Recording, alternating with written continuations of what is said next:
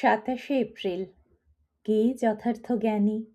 যে জন জীবনের তুচ্ছ-তাচ্ছিল্য ব্যাপার লইয়া মগ্ন, বা যিনি জীবনের সুলব্ধ আনন্দ ভোগ করিতেছেন।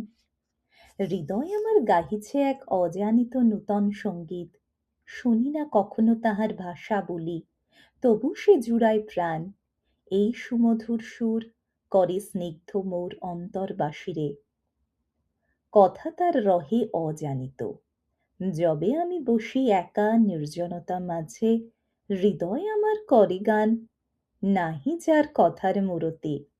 মনকে প্রসারিত করিয়া উপরে তুলিয়া রাখা সহজ কাজ নয়, তবু ইহা আমাদের পক্ষে সম্ভব। আমরা যেন নিজেদের এক ধীর স্থির সমভাবের অবস্থায় আনিতে পারি।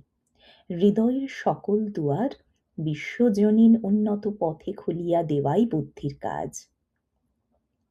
ইহার সূত্রে আমরা বৃহত্তর জীবন এবং ঊর্ধ্বগামী সুদৃষ্টি লাভ করি।